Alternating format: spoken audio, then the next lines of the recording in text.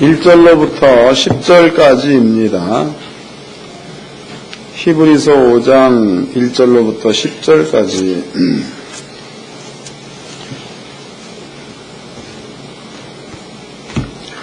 다같이 한 목소리로 합독하도록 하겠습니다. 히브리서 5장 1절로 10절까지 시작. 대제사장마다 사람 가운데서 취한 자이므로 하나님께 속한 일에 하나님을 위하여 예물과 속죄하는 제사를 드리게 하나니, 저가 무식하고 미혹한 자를 능히 용납할 수 있는 것은 자기로 언약에 써 있음이니라. 이러므로 백성을 위하여 속죄제를 드린 것 같이 또한 자기를 위하여 드리는 것이 마땅하니라. 이 존귀는 아무나 스스로 취하지 못하고 오직 아론과 같이 하나님의 부르심을 입은 자라 할 것이니, 또한 이와 같이 그리스도께서 대제사장이 되심으로 스스로 영광을 취하심이 아니요 오직 말씀하신 이가 저더러 이르시되 너는 내 아들이니 내가 오늘날 너를 낳았다 하셨고, 또한 이와 같이 다른 데 말씀하시되 내가 영원히 멜기세덱의 단처를 쫓는 제사장이라 하셨으니, 그는 육체에 계실 때에 자기를 죽음에서 능히 구원하실 이에게 심한 통곡과 눈물로 간구와 소원을 올렸고 그의 경외하심을 인하여 들으심을 얻었느니라. 그가 아들이라도 받으신 고난으로 순종함을 배워서 온전하게 되었은즉 자기를 순종하는 모든 자에게 영원한 구원의 근원이 되시고 하나님께 멜기세덱의 반차를 쫓는 대제사장이라 칭하심을 받았느니라. 아멘. 여러분께 들려드린 말씀의 제목은요, 연약하여야입니다. 연약하여야. 이 말씀의 뜻이 무엇인가 한번 살펴보도록 합시다. 거기 한 군데를 다시 읽어드리겠습니다. 1절과 2절입니다. 대제사장마다 사람 가운데서 취한 자이므로 하나님께 속한 일에 사람을 위하여 예물과 속죄하는 제사를 드리게 하나니, 저가 무식하고 미혹한 자를 능히 용납할 수 있는 것은 자기도 연약에 쌓여 있음이니라.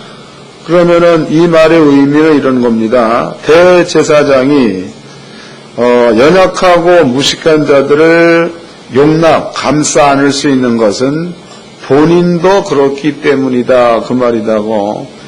여러분들이 이 말씀을 잘 깨닫고 하나님께서 여러분께 허락하신 은혜입니다. 그 은혜를 마음껏 누리며 살기를 바랍니다. 먼저 이제 그 본문의 말씀을 접어 놓으세요. 접어 놓으시고 하나님께서 예수님을 이 땅에 보내실 것에 대한 예언입니다. 예언. 이 예언이 무지하게 중요하죠. 왜냐? 창세기입니다. 창세기, 그 다음에 출애굽기, 민수기, 신명기, 레위기가 빠졌네. 레위기. 요 그 5가지의 성경을 우리가 모세오경이라고 합니다. 모세오경이라는 뜻은 모세에 의해서 쓰여진 경이다, 경전이다. 그래서 모세오경이라고 말합니다. 그런데 이제 출애굽기나 레위기나 민수기나 신명기서, 이것은요 모세가 겪었던 일들을 쓴 거다고. 모세가 겪었던 일. 그러므로 요때에 쓰여진 것은 모세 당시로는 현재가 되는 겁니다. 그런데 창세기 같은 경우에는 모세가 겪지 않은 일을 썼다고. 그러니까 모세가 겪지 않은 일이다, 그 말은요, 창세기서에 보니까는 아담 얘기 나옵니다. 아담. 그 다음에 하와 얘기도 나오죠.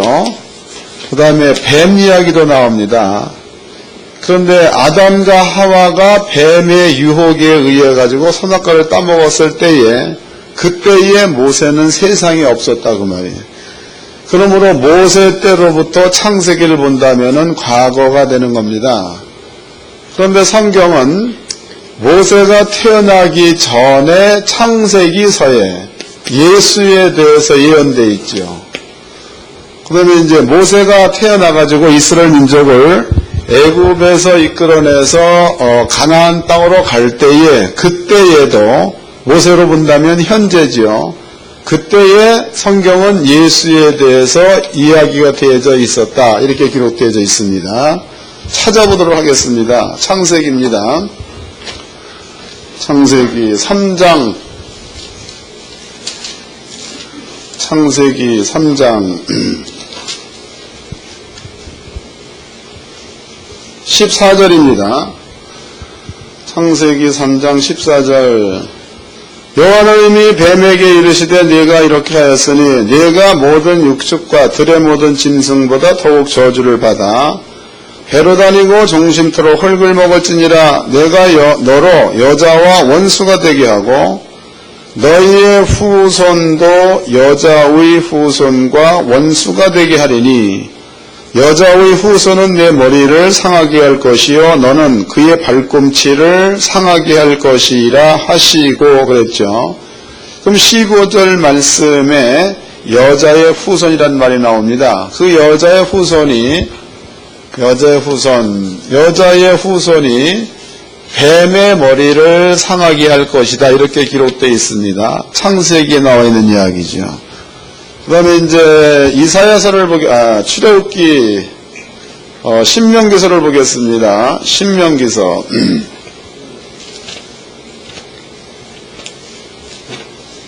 18장입니다.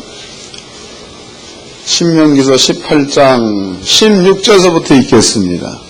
신명기 18장 16절. 신명기 18장 16절. 이것이 곧 네가 총회의 날에 호렙산에서 너희 하나님 여호와께 구한 것이라. 곧 네가 말하기를 나로 다시는 나의 하나님 여호와의 음성을 듣지 않게 하시고 다시는 이 큰 불을 보지 않게 하소서. 두렵건대 내가 죽을까 하나이다 하매 여호와께서 내게 이르시되 그들의 말이 옳도다. 내가 그들의 형제 중에 너와 같은 선지자 하나를 그들을 위하여 일으키고 내 말을 그 입에 두리니 내가 그에게 명하는 것을 그가 무리에게 다 고하리라 해서 하나님께서 모세와 이스라엘 민족의 말씀을 들었죠. 그 다음에 하나님의 답이 내가 너와 같은 선지자 한 명을 세우겠다, 이런 말씀을 하셨습니다. 그러면은 신명기 18장에서 너와 같은 선지자 그랬단 말이죠. 그 여기에 모세와 같다 그 말이죠. 모세와 같은 선지자. 이 말이 무슨 뜻이냐면 하나님께서 모세를 부른 장소가 시내산입니다. 시내산에서 하나님께서 모세한테 율법을 주었지요. 율법. 그 율법을 받은 자는 모세 한 명이다고. 모세 한 명. 그런데 그 모세가 시내산에서 내려와가지고 이스라엘 민족, 이스라엘 백성들한테 하나님께로부터 받은 율법을 백성들한테 전부 다 가르쳐 주었다, 이 말이에요. 그것은 받은 사람은 모세 한 명인데 모세로 인해서 백성들의 마음 가운데에 율법을 모세가 가르쳤기 때문에 백성들의 마음속에 율법이 새겨졌다고 봐야 맞겠죠. 모세. 신약 성경에서 예수님입니다. 예수님께서 하나님께서 예수를 땅에 보내셔 가지고 예수를 십자가에 죽게 만들었죠. 그러고서 만들어 놓은 것이 복음입니다. 복음 때문에 이 복음은 하나님과 예수님 사이에서만 완성될 수 있는 일이지 이 사이에 누구든지 끼일 수는 없다는 겁니다. 때문에 하나님께서는 모세 너와 같은 선지자 하나를 세우겠다 해서 너와 같은 선지자는 예수를 뜻하는 겁니다. 창세기입니다. 창세기서에 여자의 후손 그랬죠. 여자의 후손. 이사야서입니다. 이사야서 7장을 보겠습니다. 이사야서 7장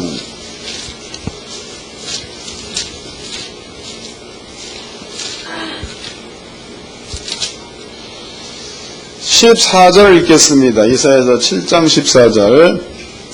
그러므로 주께서 친히 징조로 너희에게 주실 것이라. 보라, 처녀가 잉태하여 아들을 낳을 것이요 그 이름을 임마누엘이라 하리라. 그러니까 여기서 보니까 처녀가 잉태하여 아기를 낳을 거다 이 말이나 여자가 후손을 볼 거다 그 말이나 같다는 거죠. 그래서 창세기에 나와 있는 여자의 후손이 네 머리를 상하게 한다 이 말이나 이사야서에 나와 있는 처녀가 아기를 낳을 거다 이 말이나 같은 뜻이 되는 겁니다. 연도로 봅시다. 연도로 본다면 이 창세기서는 모세 때보다 더 과거, 그 다음에 이사야서는 모세 때로부터 미래가 되겠죠. 미래. 그럼 이제 기록 연도로 본다면 창세기가 1405년경에 기록되어져 있고 이사야서가 대략 700년경에 기록된 거니까 연도로 본다면 대략 700년 정도의 차이가 있습니다. 그러면 700년 전에 여자의 후손이 올 거다라고 예언되어져 있고 그로부터 700년 후에 처녀가 아기를 낳을 것이다 같은 말입니다. 현재입니다. 현재에 너와 같은 선지자 하나를 보내겠다. 그러면은 성경에 기록되어져 있는 연도는 다 다른데 예수에 대해서 예언된 거는 다 같은 거죠. 그 다음에 이제 신약 성경 보겠습니다. 누가복음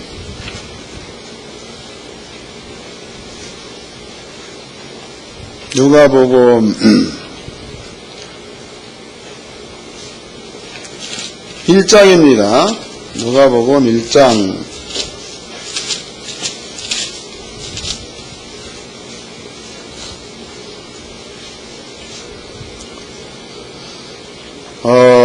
29절 읽겠습니다. 누가복음 1장 29절. 처녀가 그 말을 듣고 놀라 이런 인사가 어찌 민고 생각하며 천사가 일러 가로되 마리아 무서워 말라 내가 하나님께 은혜를 얻었느니라 보라 내가 수태하여 아들 낳으리라 그 이름을 예수라 하라 그랬죠. 그러니까 처녀 마리아 몸에 예수가 잉태되어졌다. 그럼 바꿔 얘기해 본다면 창세기 때 여자의 후손이 온다 그 말이 예수님 때 이루어졌다 그 뜻이고 이사야서에 처녀가 아기를 낳을 것이다 그 말이 예수님께서 마리아 속에 옴으로써 이루어졌다 그 뜻이 되겠죠. 또 이제 모세 때에 너와 같은 선지자 하나를 보내겠다 이 말 역시도 예수가 세상에 옴으로 이루어졌다 그 뜻이 되는 겁니다. 그러므로 성경입니다. 성경은 수천 년 혹은 수백 년에 걸쳐 가지고 저자는 달라. 저자는 다를지라도 그 성경에서 예언된 예수라는 사람에게로 전부가 다 집중되는 것을 보니까 신비한 책이다 그 말이에요. 감이 오는 거예요. 여러분들이 한번 그 공부를 많이 하는 사람들의 책장에 가보세요. 성경 한 권씩 다 있다고. 왜 그런 겁니까? 그들도 신비한 책임을 인정한다는 거예요.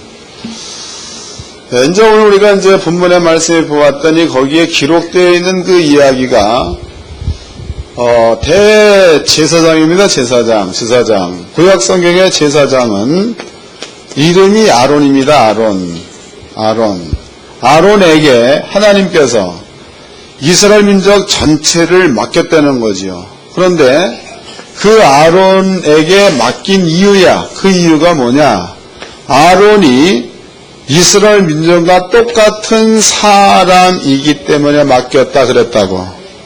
바꿔 얘기해 본다면 만약에 아론이 배고픔을 모른다. 그러면은 사람의 연약함을 모른다는 거지요.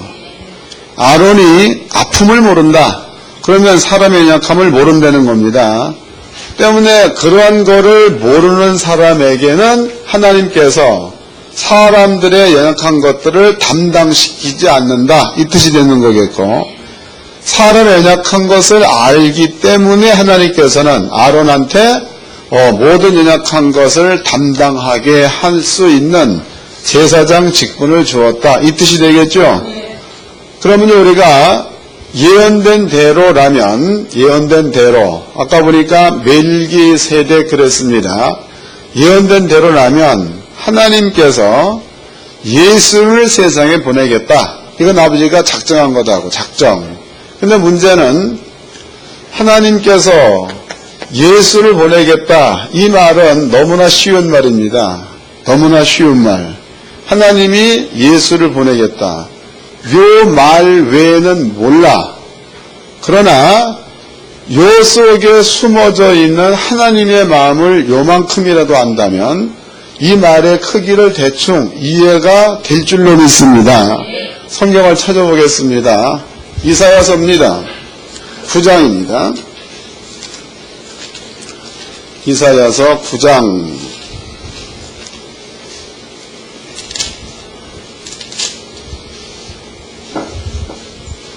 5절서부터 읽겠습니다. 이사야서 9장 5절.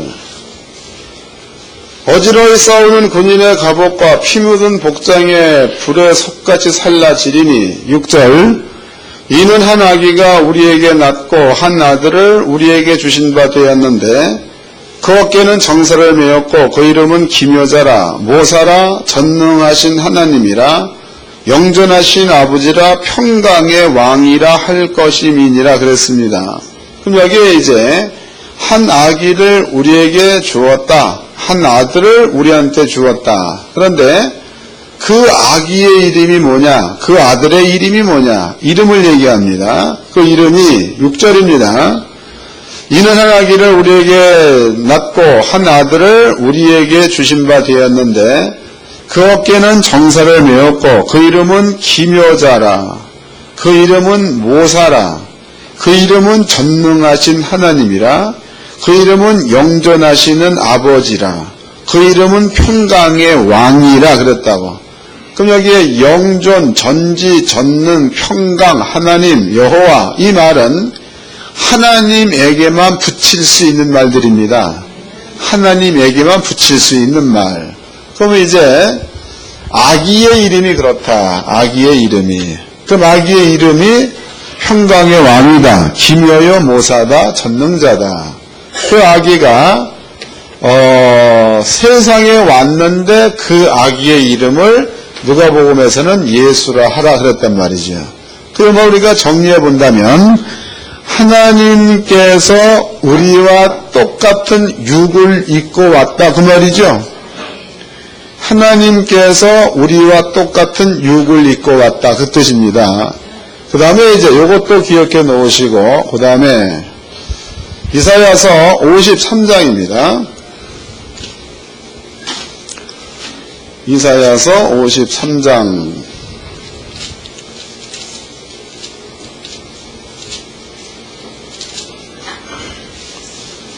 4절서부터 읽어드리겠습니다. 이사야 53장 4절. 그는 실로 우리의 질고를 지고 우리의 슬픔을 당하였거늘 우리는 생각하기를 그는 징벌을 받아서 하나님에게 맞으며 고난을 당한다 하였노라. 그가 찔림은 우리 허물을 인하며 그가 상함은 우리 죄악을 인함이라.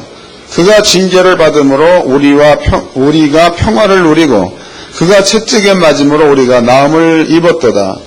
우리는 다 양 같아서 그릇 행하여 각기 제 길로 갔거늘 여호와께서는 우리 무리의 죄악을 그에게 담당시키셨도다 해서 그럼 이제 하나님께서 육을 입고 예수로 땅에 온 겁니다.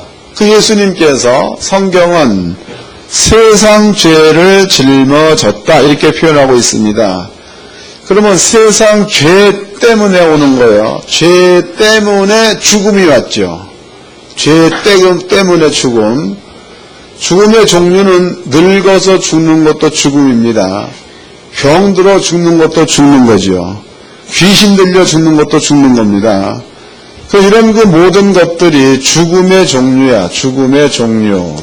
죽음의 종류. 그러면은 세상 죄로 인해서 이런 그 많은 죽음의 종류들이 사람에게 죄의 짐으로 왔다 그 말이다고. 이해됐어요?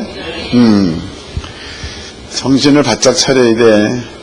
그러니까 하나님께서 육을 가지고 세상에 오신 자가 예수.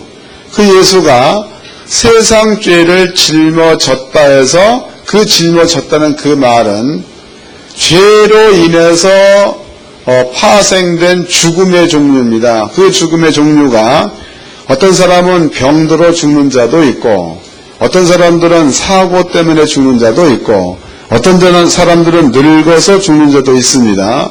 어떤 사람들은 귀신 들려 죽는 사람도 있다고. 그런데 그 모든 죽음이라는 것들은 전부가 다 고통을 수반해. 때문에 이런 것들을 성경은 얘기하기를 죄의 짐이라고 하지요. 죄의 짐. 하나님께서 예수를 땅에 보내시고 난 다음에 세상 죄를 예수님한테 짊어지켜서 사람들이 그 죄로 인해서 받을 수 있는 고통을 예수로 받게 했다는 거예요. 그럼 예수님은 땅에 살면서 배고픈 것도 느끼신 분, 예수님께서 땅에 살면서 고통도 느끼신 분, 예수께서 땅에 살면서 가난도 느끼신 분, 그 얘기다고. 이 모든 것들을 겪었다는 그 말은 예수님도 우리와 똑같이 우리 연약함을 체휼한 자가 되었다, 그 말이죠. 그러므로 예수님께서 모든 것들을 짊어져서 우리 연약함들을 경험한 자가 되었기 때문에 여러분들의 고통을 알 수 있다는 거지. 그 만약에 이제 김홍영 집사님이 다리가 아파.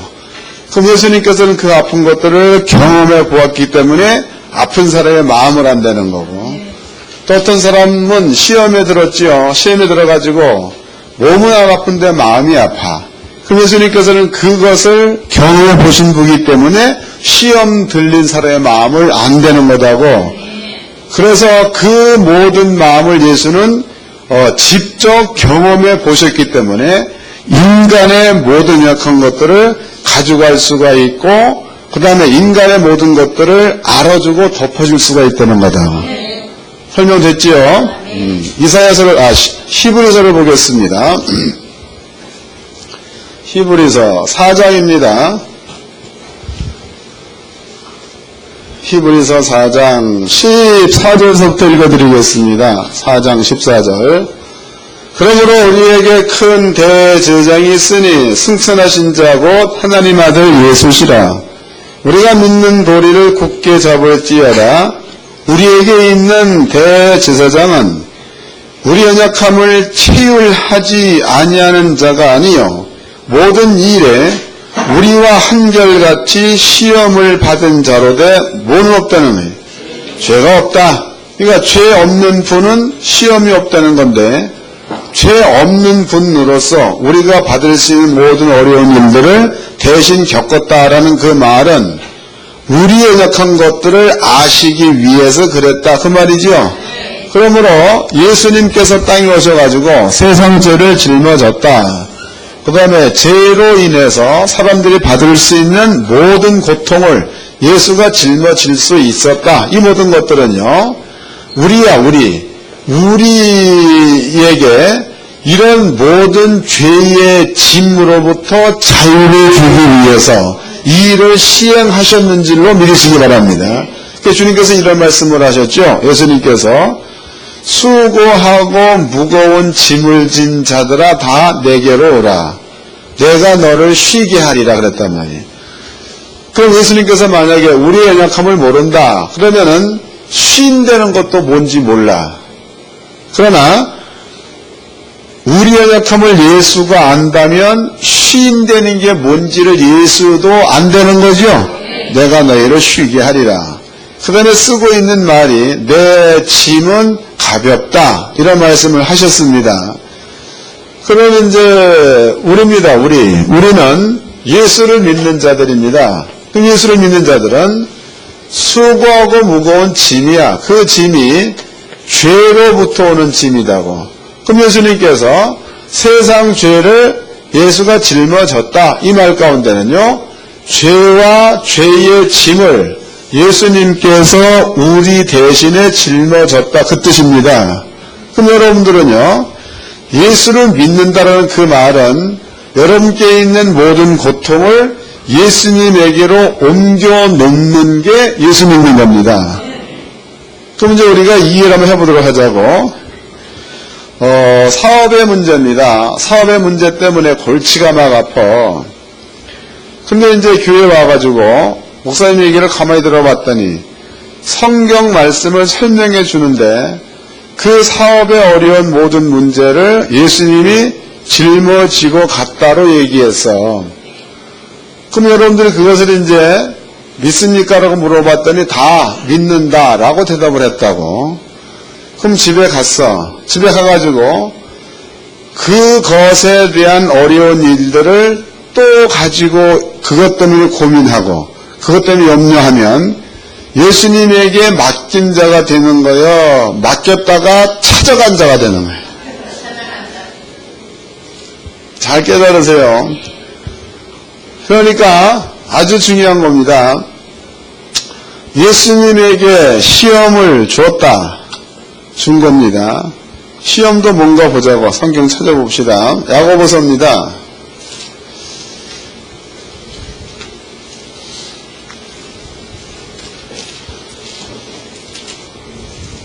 1장 야고보서 1장 13절부터 읽어드리겠습니다. 야고보서 1장 13절 사람이 시험을 받을 때에 내가 하나님께 시험을 받는다 하지 말지니 하나님은 악에게 시험을 받지도 아니하시고 친히 아무도 시험치 아니하시느니라. 오직 각 사람이 시험을 받는 것은 자기 욕심에 끌려 미혹됨이니 욕심이 잉태한 즉 죄를 낳고 죄가 장성한 즉 사망을 낳느니라. 내 사랑하는 형제들아 썩지 말라 그랬죠. 시험은 뭐 때문에 온다는 거야? 여러분들의 욕심 때문에 시험이 온다 그 말이죠. 그 말이다. 그럼 여러분께 시험이 왔다 그러면 남이 시험을 준 거예요? 내가 잘못해서 시험이 찾아온 거예요? 그런 거죠. 남 탓하면 안 되는 거예요. 예수가 오셔가지고 그 모든 시험을 예수가 대신 짊어지고 갔으니까 예수님한테 달라 그랬다고. 그 믿음이라는 것은 그 시험을 예수에게 이제 준 겁니다. 줬다 이 말이에요. 준 거야.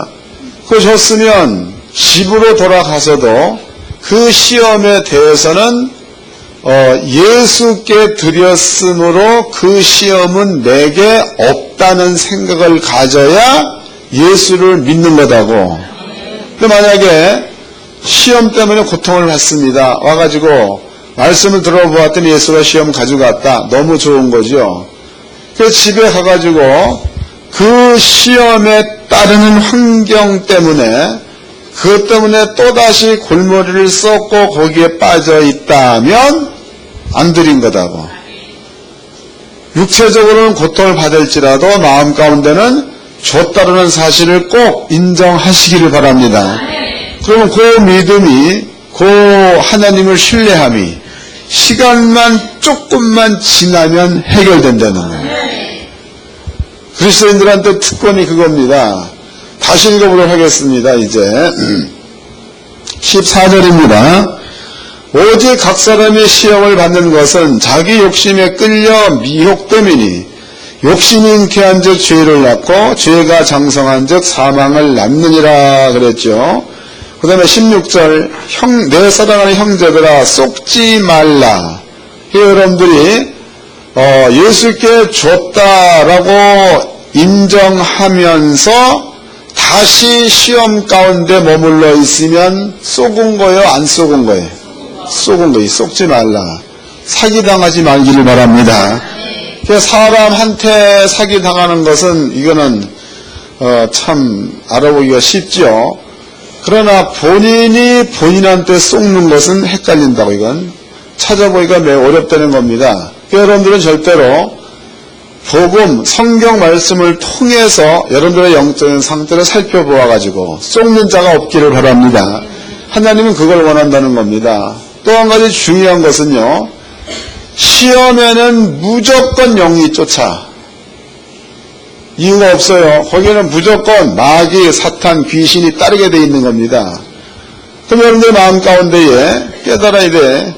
시험을 예수께 주었다 그러면 시험을 쫓아다니는 영들은 시험을 예수께 준과 동시에 마귀도 사단도 귀신도 그 시험을 쫓아가는 거니까 이 믿음을 가지면 첫 번째로 영들이 여러분에게서 떠난다 그 뜻이라고. 그 영적인 존재가 떠나버리면 시간이 지나면 지날수록 천사가 이해가 되는 거니까 문제가 해결된다고 봐야 맞겠죠. 그 믿음을 가지시기 바랍니다.